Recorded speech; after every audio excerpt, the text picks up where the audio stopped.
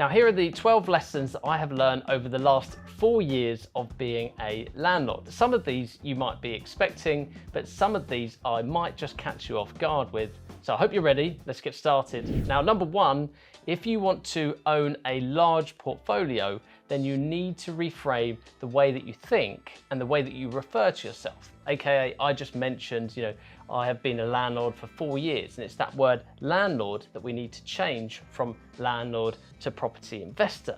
Because if I want to be growth focused, then I need to focus on things that will grow my business, finding good properties, financing the good properties, and then of course, delivering them, refurbishing them, and then getting them rented. Whereas a landlord would be more specifically dealing with things such as tenancy agreements, viewings for potential rental prospects, and then managing the tenancies as well. So we need to reframe and rethink of ourselves as property investors, not landlords. Number two is that it takes 3 or more properties to make property investing worthwhile. And it's hard to do with just one property. So does that mean that you can't go out and buy one property which is profitable? Absolutely not. Of course you can go out and do that. However, all of your income is now reliant on that one property. And if it has a bad month, then you are likely to have little or no profit. Whereas if you owned 3 or more properties and one of them has a bad month, well, you have 2 or more properties to then cover for it and absorb some of that damage. So number 2 is to always think bigger, and remember there are strength in numbers. Number 3 is managing voids, because voids are the biggest killers of annual profit. And it's not rocket science, and it doesn't take a genius to work out, yet a lot of people really underestimate just how expensive voids can be. Because not only are you putting right the maintenance from your previous tenancy, let's say, but now you are no longer getting rent. Now you're paying expenses such as the mortgage and insurance costs. And now you've also got that added element of another expense, which is council tax and your bills. So in short, voids are the biggest killers of profit. So you need to act fast when you see one coming in order to minimize the time that your property is empty. Number 4 is that snags will always come up, especially after a new tenant is moving in. Refurb or no refurb, a house that has been sitting empty for a while will then have a high likelihood of maintenance shortly after someone moves in, because they'll move in, they'll settle in, and they will realize potential issues with drawers, with doors, with taps and sinks and different things like that. So it's something that we have to be aware of. Now, some tenants will literally be amazing and they will crack on and they will resolve it themselves, whereas some tenants will just need that little bit of extra help, if you know what I'm saying. They might need the light bulbs changing, or they might need tucking in at night and maybe even a little bedtime story read to them too. But regardless, be prepared for it, be ready for these potential teething issues in the first weeks and months after a tenant moves in, and you will have no surprises, hopefully. Number 5 is that it's better to keep a tenant in for a longer period of time than to try and increase their rent too quickly, too regularly, to the point that they actually go and leave. And this ties in with void periods, because we want to minimize our voids. And if that means that we track, 25 or 50 pounds per month behind the market rent, but it means that I go and keep a tenant for an extra year, well then sign me up, because I would rather charge 50 pounds less per month, which is 600 quid a year, if it means that I don't have someone leave, because 1 month's void will actually amount to probably a bigger expense than that anyway. And that was number 5. Now make sure you hold out until the end, because most of you could do with hearing the last one. But moving on to number 6, to completely contradict that last lesson, this lesson is to always track your rents relatively close to the market rent, within, let's say, 25 or 50 pounds per month, ideally, and then increase them, let's say, every 12 to 24 months. Because the last couple of years, I have seen too many landlords have to sell their properties too cheap because they have a tenant in situ and is maybe paying way below market rent. Of course, for the landlord that owns that, it might not be a problem because they might not have much debt on the property, the house makes enough profit, and it kind of does its thing. But for a new investor looking to leverage a 75% mortgage, well, the numbers just don't stack because the rent is too low. So keep those rents close to market rate to make sure they continue to be good property investments. Number 7 is that damp is the root of all evil, which I'm sure lots of you know. But forget trying to patch it up or cover it up.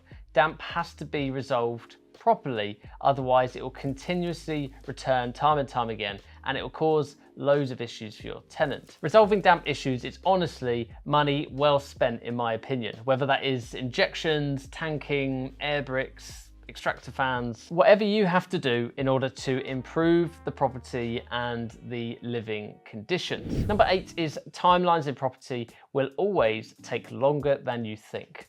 Whether that is finding a good deal, which can obviously take a lot of time, whether it's the actual purchasing of the property, which involves searches, inquiries, finance, etc., or whether it's the refinancing of the property. It all usually takes longer than you'd like. Therefore, if you set yourself a property goal this year to, let's say, get 1 or 2 properties and you haven't yet got one, then, well, you really are in trouble, my friends, because this year will end before you know it, and you'll be starting another year, another January, with the same goals, having not completed them last year. So always remember, things in properties takes longer than you'd like, longer than you think, therefore you need to start or take more action quicker than you think you need to. Now, number 9 is that everything costs more than you think. Okay, now haters watching this video are going to say that that's too obvious, too boring, why have I included that? But those same haters will probably go and overspend on their refurb budget. So the fact is, refurbs will always cost more than you think. So make sure you listen to this, you absorb it, you budget for it, and then hopefully you won't get caught out by it. Number 10 is that it pays to be organized, and I've found that time and time again. You need to have some kind of digital folder for all of your documents. I personally use G Drive, and I have a folder for each of my limited companies. And then for each property within that limited company, I have folders within each property, such as monthly rental statements, insurance documents, photos, solicitors, mortgage, tenancy documents, annual gas safety certificates, and maybe even your electrical certificates too. And any time that you do any of your end of year tax returns, or you provide info for refinances, or maybe even go to calculate your profit and loss each year, I've got all of that information in one place, all nicely organized and wrapped in a bow. Number 11, a bit of a different one. Tenant relationship is important. Now, I don't mean sending them cookies at Christmas. I don't mean going to watch their kids' nativity plays. Yes, I have actually heard of that happening in the past, which is utterly crazy.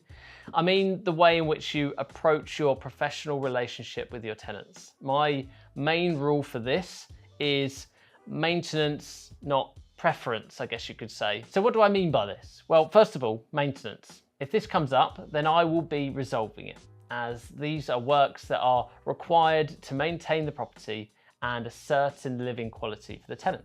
Whereas preferences, aka design preferences, I will not entertain, okay? I'm not here to paint walls a specific color, change tiles, or buy frilly curtains, okay? I see those items as personal preferences, which I'm happy for the tenants to purchase themselves, but I won't be purchasing it for them. But believe me, it's been tried several times and I've just had to shut it down each time. And I believe that will build the right tenant/landlord relationship. Number 12, the one that I told you needed to hear, is that the chances are that you could actually 4 times the size of your portfolio in the next year, the next 12 months, but you won't because you have a limiting belief. And for the same reason that I'll probably only purchase 4 properties this year instead of 10 or 20, is because I have limiting beliefs and excuses that I still need to push past, okay? But once you know the process of purchasing below market value, adding value, and then obviously flipping or refinancing them, well, this game can be sped up, and it can be sped up through obviously the use of more capital, joint ventures, raising finance, and then just repeating that model over and over and over again. And more often than not, it's actually just a limiting belief, an excuse, or a limiting amount of effort that we're willing to put in, which is actually holding us back. So for most of us, we need to hear that in order to stop that limiting belief. And that's it for today. I hope you learned from my lessons and hopefully will make less mistakes. Thank you for watching, and I'll see you next week.